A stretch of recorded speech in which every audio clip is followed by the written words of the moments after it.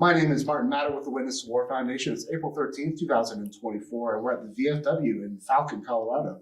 I'm sitting with Mr. Sergio Maynez, Maynez, who served 2 tours in Iraq and was also in Somalia in the 90s. Served with the United States Army with 10th Signal Battalion of the 10th Mountain Division, also with 1-3 Armored Cavalry, and later with an MIT group with the Iraqis. How are you doing today, Sergio? I'm doing good. Glad to hear it. Thank you so much for joining me this morning. My first question today is, where are you from originally? I'm from Alamogordo, New Mexico. Tell me about growing up. What were your folks like? Very poor. My dad was the only one that basically worked. He was Mexican from Mexico. He didn't have a green card. He never did. He married my mom, who was from Texas, so that's how he was able to stay in the United States. All right. Now, was there a military history in your family at all? No, there wasn't. My 2 brothers served in the National Guard, which they lasted a few years and then got out, but nobody actually active duty.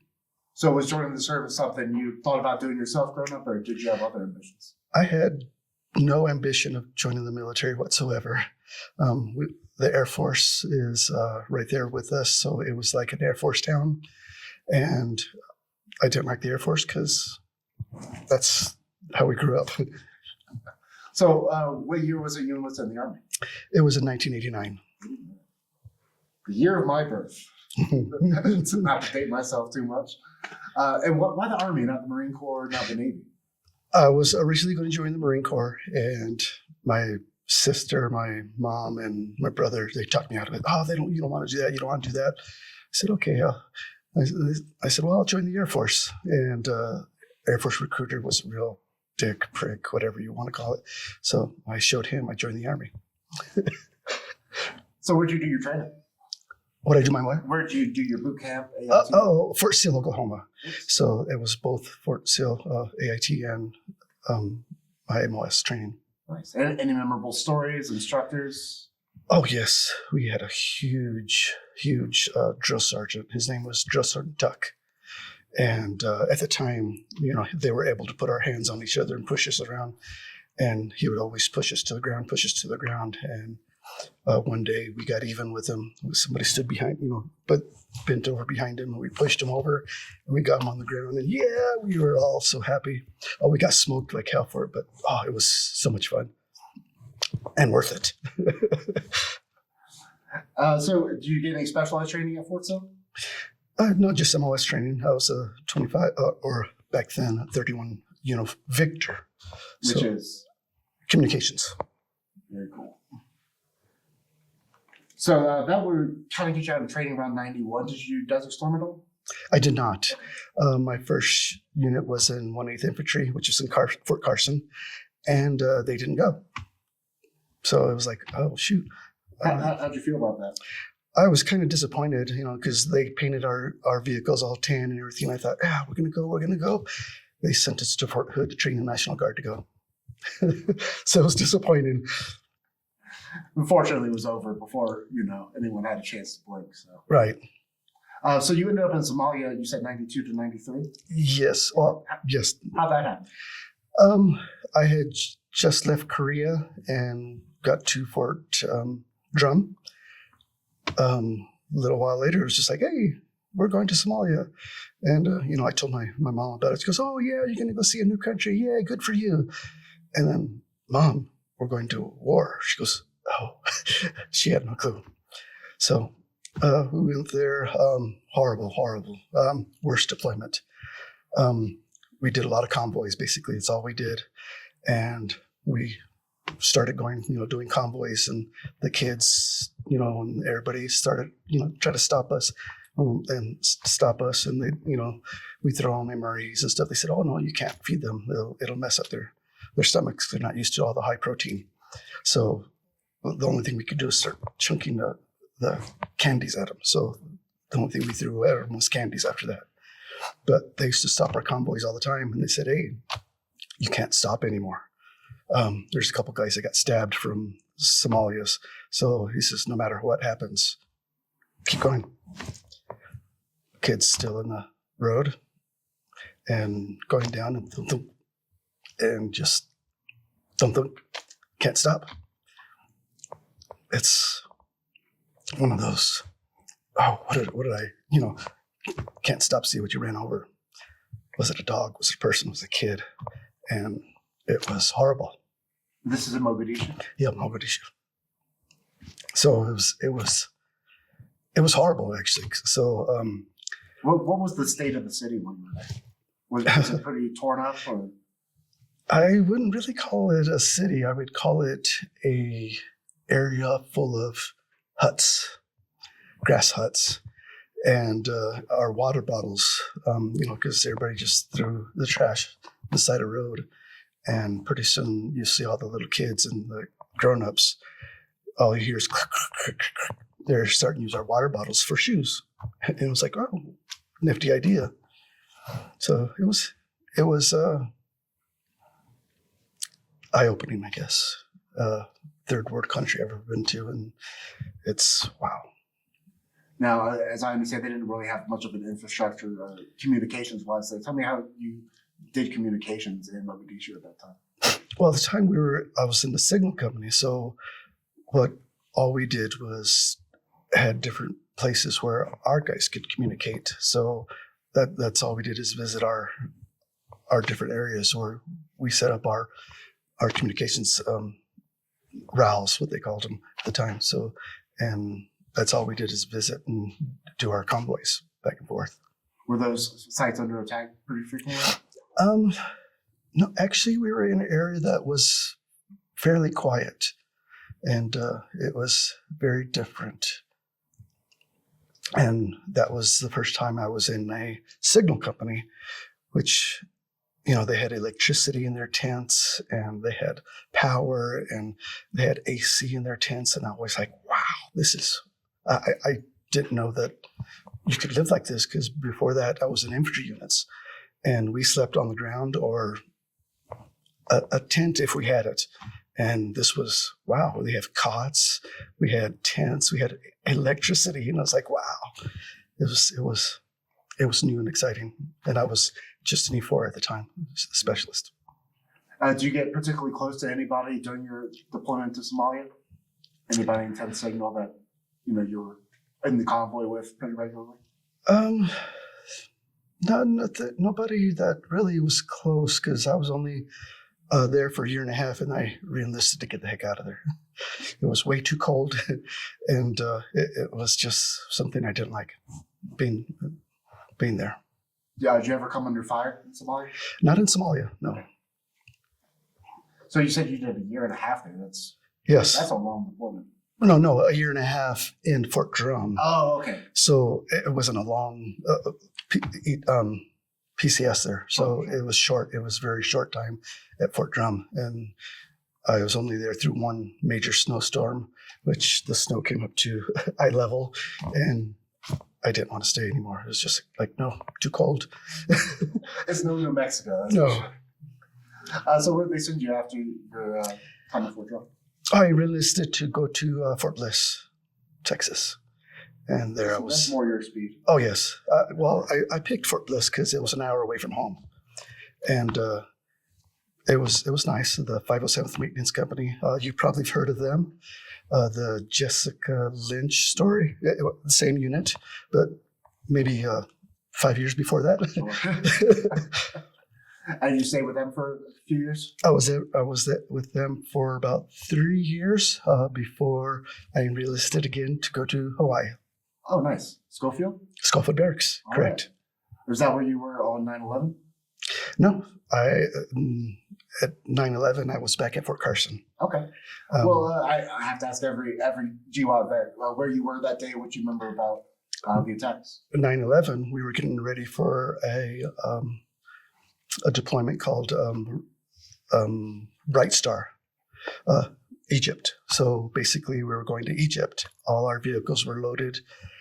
I was sitting in the parking lot at the theater before our briefings to go to Egypt, and I walked in, and they had the towers burning on the big screen, and finding out what was going on, and I was, in awe. I was like, that's on American soil. It's first time I ever heard of that. And at the time, I was the platoon sergeant for my company. I was a battalion commo chief. So I had 13 soldiers under me, and it was like, wow, this is weird. Because so we're going to go to war with somebody? Didn't know. Basically, we went to Egypt because they didn't do anything at the time. But at the time, I thought, oh, shoot, our vehicles are loaded. Let's go. But no, it never happened. But, so, yeah, what were the next couple months like? I imagine everyone's kind of, on their toes. Yeah, shortly after that, we were in Egypt. So we missed a whole bunch of the clatter that was going on post. They closed the posts shortly after, and shortly after then we left. So it was, when we got back, it was like 45 days later, and it was like, it's all quiet again, just back to normal almost. So any memorable stories from Egypt? Yes, that's where I found out that I was claustrophobic, because they gave us a tour to the Sphinx and the three pyramids. Okay, the smallest pyramid, they were actually given tours, and I got to go in the smallest pyramid. And when we got in there, it was an area just big enough to where somebody had to crawl, or not crawl, but crunch in and walk. And they took us down to the middle. So it was cold, it was damp, and it was dark. And all they had was like a Christmas tree lights every so often for light. And so you had the person in front of you, person behind you, and darker and damper, and that's when I figured out that, I can't be in here, claustrophobic. And we got to the middle where they were going to tell us about the tomb and the graveyard and all that stuff, and I didn't wait till I ran out.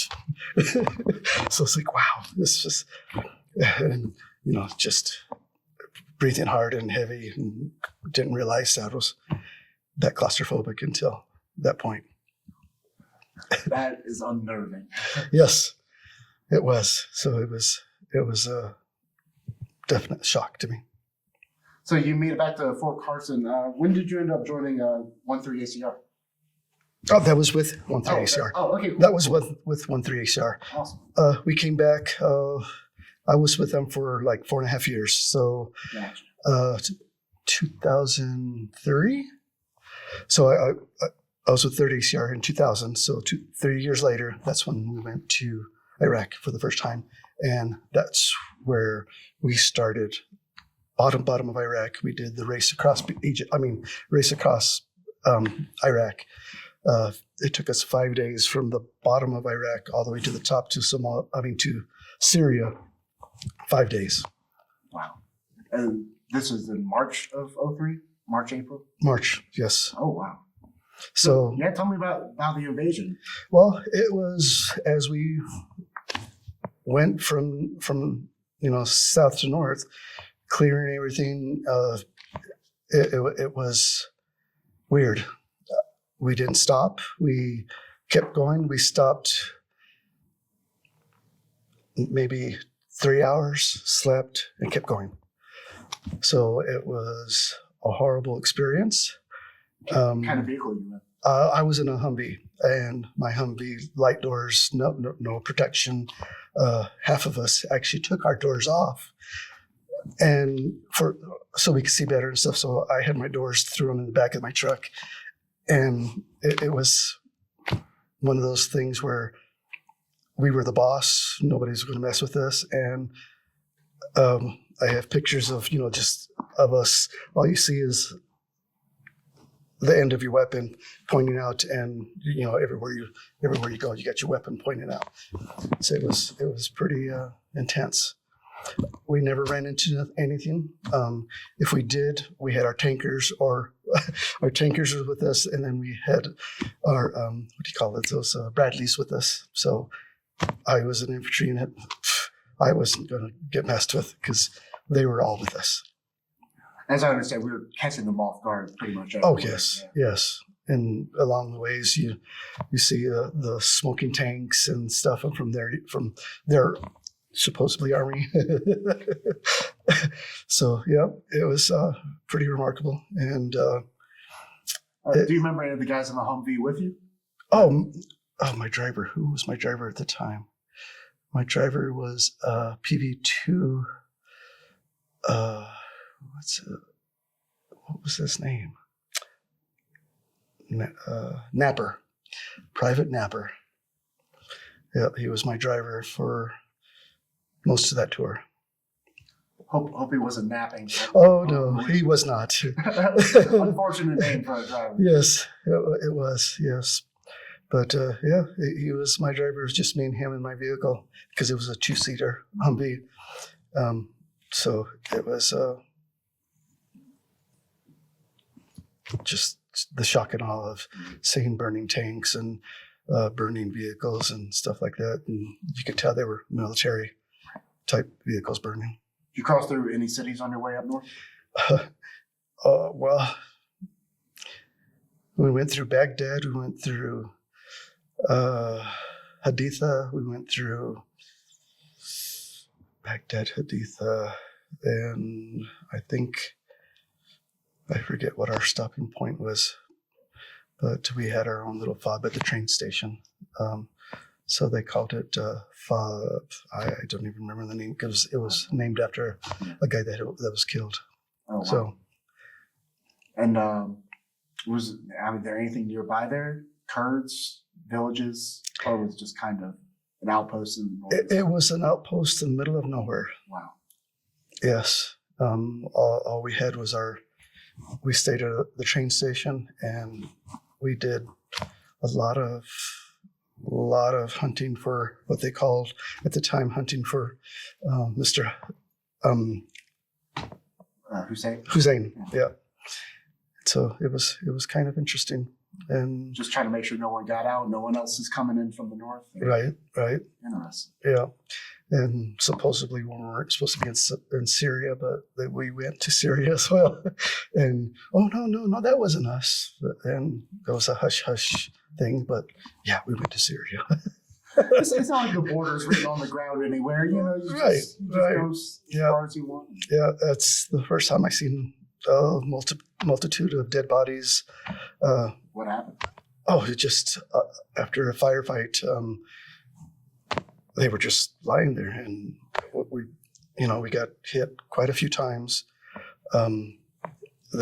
Sometimes they'd bring the bodies in where they were still somewhat alive, and our medics would somewhat take care of them, try to, Iraqi army or insurgents?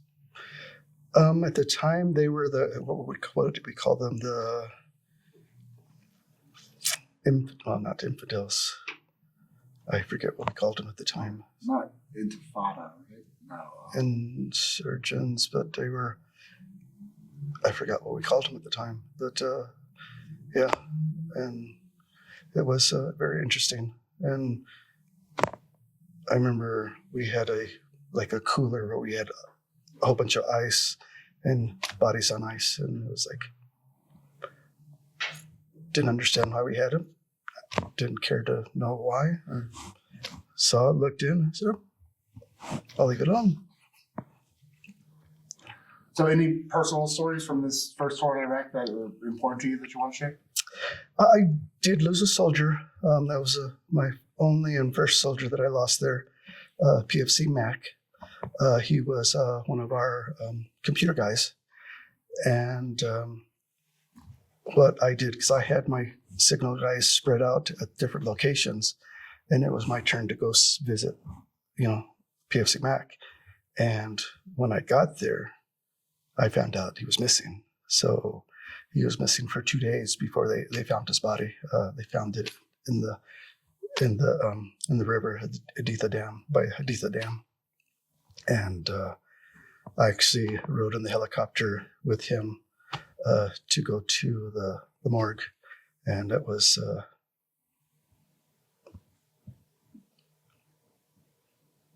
rough. To lose a soldier that was under my command. What happened to him? They never told us. I was there when they pulled him out of the river. I was there, when they zipped him up, and it was rough. Did you know Mac pretty well? Yes, I was pretty close to all of my soldiers. What was he like? Where was he from? Mac was from down south. He was a little scrawny little guy. He was very small. But his temperament was he was the biggest guy in the world. So he'd always try to tackle one of my sergeants, Sergeant Abram. Abram was a big black guy, and Mac was a little small black guy. So he'd always try to jump on him and bait him, and come on, Mac, and throw him off. And but he never gave up. He was one of those guys. Well, I appreciate you sharing his story with me. I'd love to try and remember these guys every chance we get. Yeah, thank you. So, did you do a full year in Iraq this first one? Yes, that was a full year. Well, tell me about coming home from, a war zone for the first time. What was that? Well, second time. Well, the second time, it was very interesting because, we got the claps in the airport, and it was like, it was like, like Somalia. Oh no, Somalia, we didn't get anything. It was home, and they probably didn't even know if we were gone or if we left or came back. But it was claps at the airport and cheers and like a big parade. They came us. Even the airport had the fire engines throwing water on the airplane as we came in. Was this New York, Maine? Where did we? I don't remember. I do remember we went through Guinness for the beer Guinness. Went through Dublin. We went through Dublin, and we actually they let us have a beer. So that was the first time I got to try a Guinness right from Dublin. So it was interesting. It's like, yeah. Pretty life-changing. It is. Oh, that beer it was, if you try Guinness here and Guinness over there, nothing alike. So you ended up doing another tour in Iraq. What did you say? Yes, and that was in 2006, 2007. Okay. So how'd you end up, and for the people at home, with the MiG? Okay, so short story. Me and the Sergeant Major, we knocked heads. He was a lifer that never been deployed, never been anywhere. He had been at Fort Jackson, where I was stationed, 13, 14 years. Hasn't left Fort Jackson in 14 years.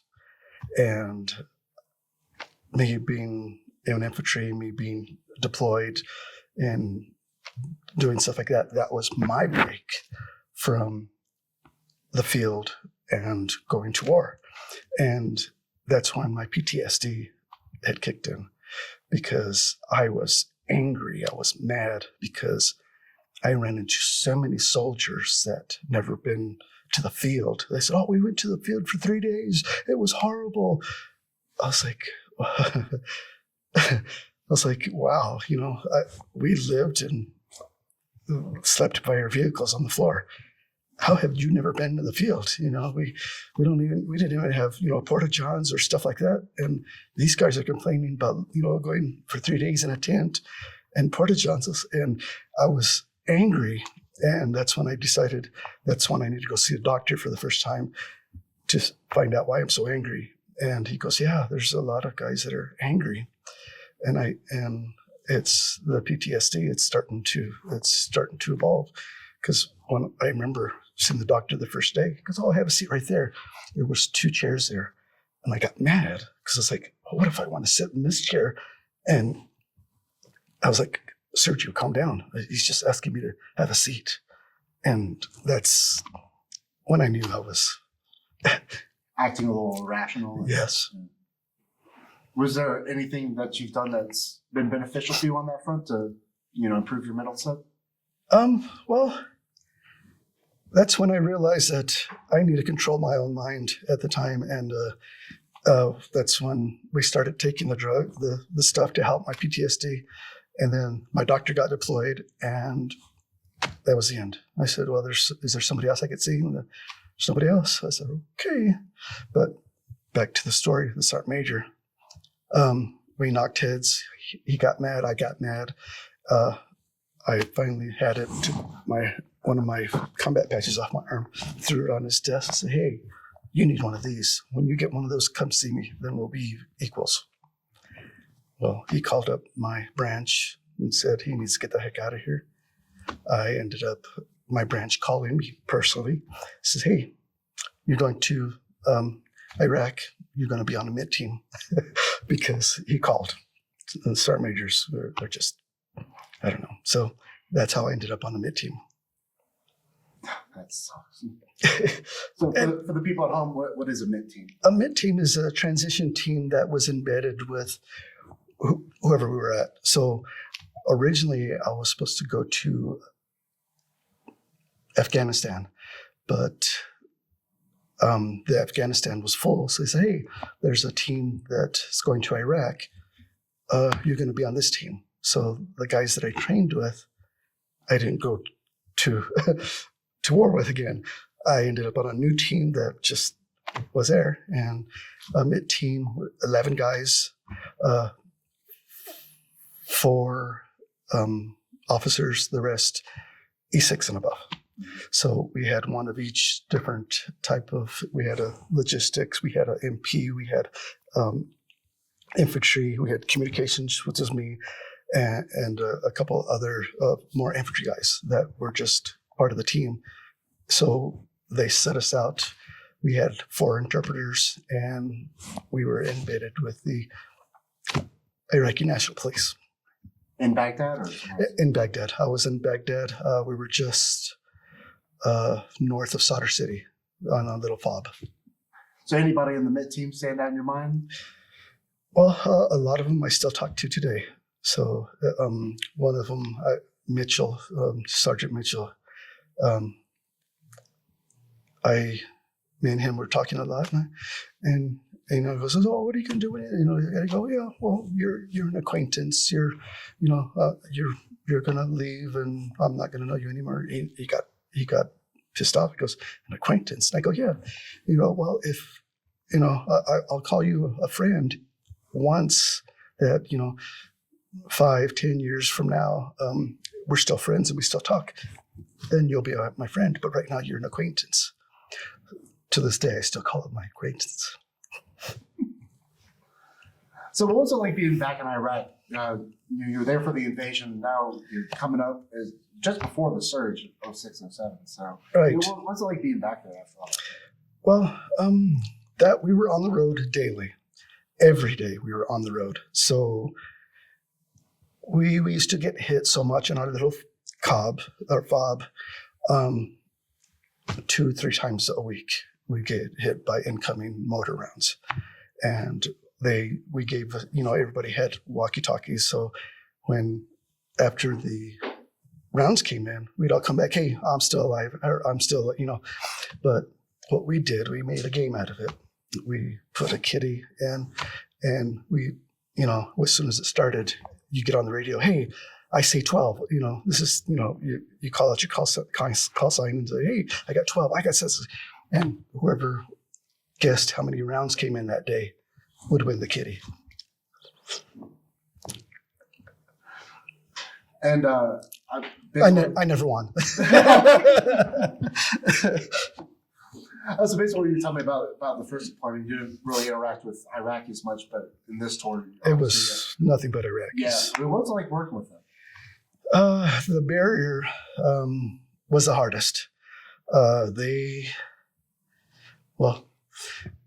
They didn't have anything. We built their police station for them. We built everything. We gave them computers. We gave them radios. We gave them everything. We gave them everything they needed to become police. And, we used to go on, searches with them. At first, we were leading them. And then by the time we were leaving, they were leading and we were following. So we did our jobs. But like I said, on the road every day, it's almost daily you were here, boom, somebody getting hit. So you knew somebody was getting hit, and every day we'd leave the fob. It's like, oh, hope it's not my day, hope it's not my day, hope it's my day. And this was Nerve-wracking. big IED time. Oh, yes. This was IEDs. We had everything in our vehicles. We had the jammers, we had the rhinos, we had the everything. Everything that we needed, we were given, and that was the remarkable thing. We even had 4 interpreters with us at all times. So I learned a lot about the interpreters. I learned that their Bible, the Quran. What is their Bible called? The Quran.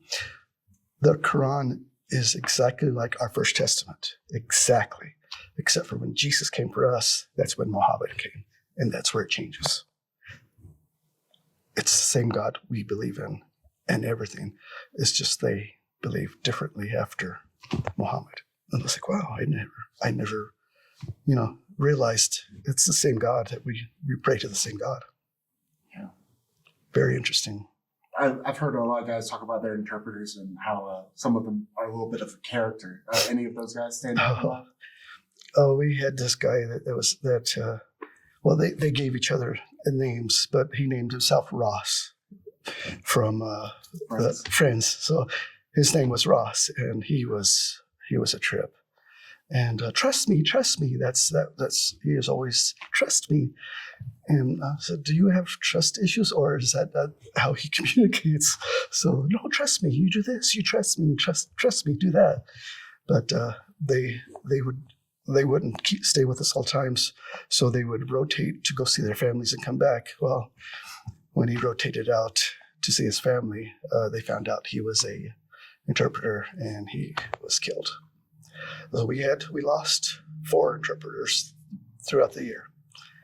So they're taking a chance, just like we are. And when they go home and they find out they're working for the U.S., they will get killed. It's dangerous work for those guys. Very. With the promise, that they could come to America after. Yep. I still see one guy that actually was our interpreter. He's now in the U.S. Oh, really? Yeah, he works for Microsoft. So he was a computer guy, and I every now I don't talk to him anymore, but I still have him on my LinkedIn. So I see him, and he's still there, and I said, okay, he's still in the U.S. and he's doing good for himself.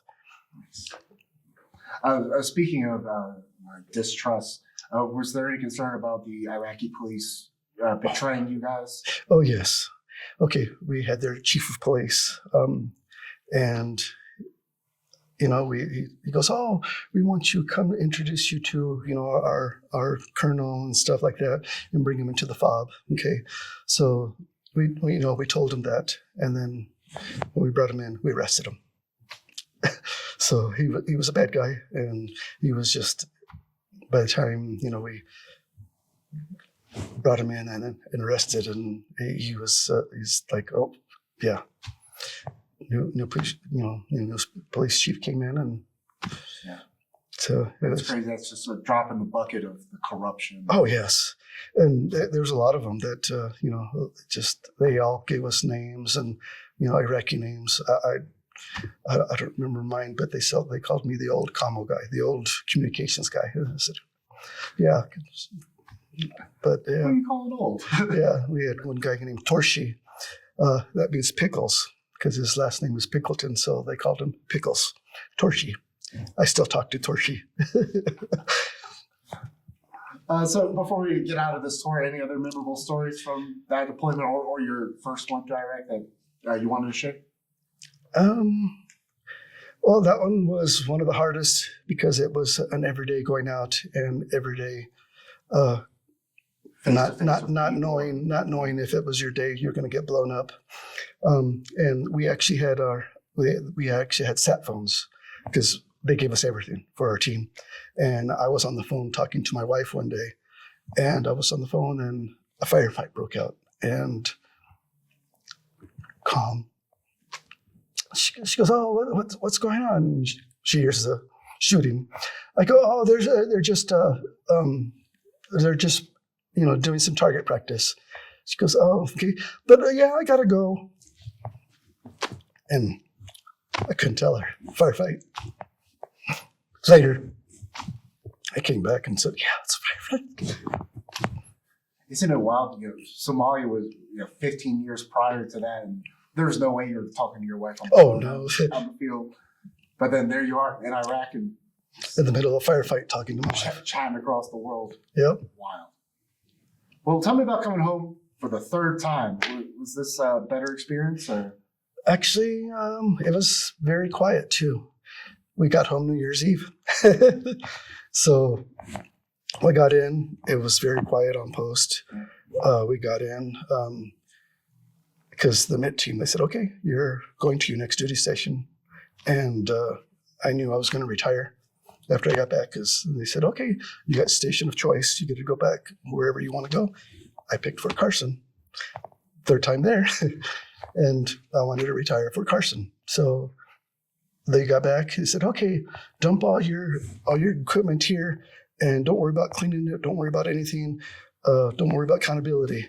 And it was weird. CIF is usually really picky. You got to clean this, clean that. And they said, okay, just dump each of it in each one of the bins and you're free to go. And I was like, wow, So some people said, oh, I'm going to keep this for memory or keep that for memory.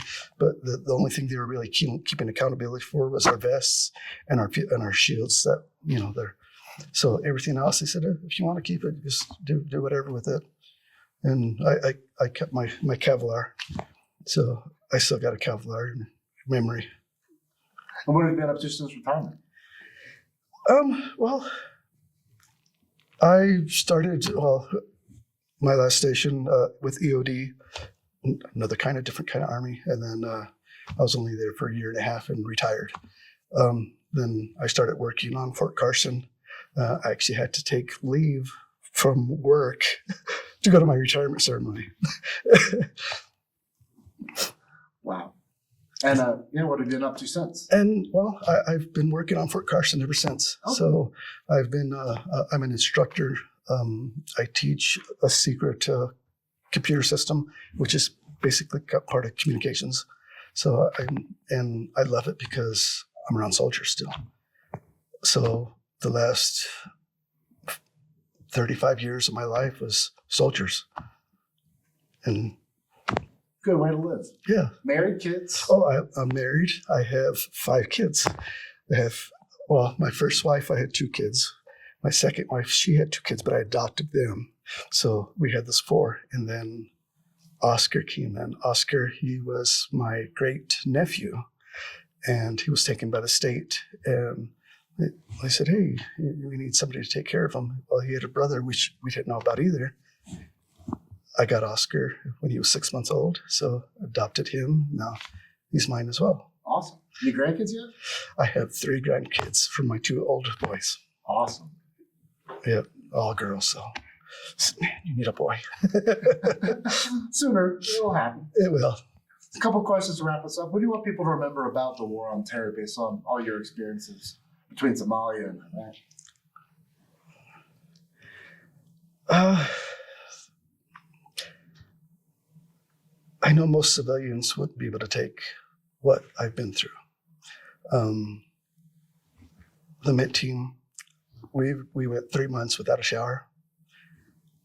I know people that could go a couple of days and not shower, but 3 months, they actually got a helicopter, flew us out to take a shower and brought us back. That's just, no electricity for 3 months. No. So it's, they don't understand. We lived in a vehicle or whatever we had and lived that way, just getting food and water and out there with our ammunition and our guns. Most people cannot take that nowadays. Now, is there any song that if you heard it today would take you back to your days in Iraq on the MIT team or? Bob Marley, jamming. Because we get on the radio, hey, jamming, Bob Marley, turn on your Bob Marley, because that means as soon as we left our cob, turn on your jammers so that we wouldn't hit. So Bob Marley. It's the most creative use of jamming I've ever heard. So in your boat 2 career, was there anybody who made a big impact on your life? Maybe your leader or a peer, but somebody who put you in the right direction? Yeah, Captain Vogan. He was, me and him were on our last tour together in the mid team, and he was a captain. I was sergeant first class. Everybody, we called each other by our first names, like a team. So Will, never forget him. Still talk to him. He just recently retired last year. Oh, wow. And lastly, any final thoughts or words of advice to anybody watching this in the future? If you're going to join the military, join the Air Force. It's a lot easier. Well, I can't thank you enough for taking the time to share your stories with me today. It's really an honor and a pleasure, but most importantly, thank you so much for your service. Greatly appreciate you, sir. Thank you, sir.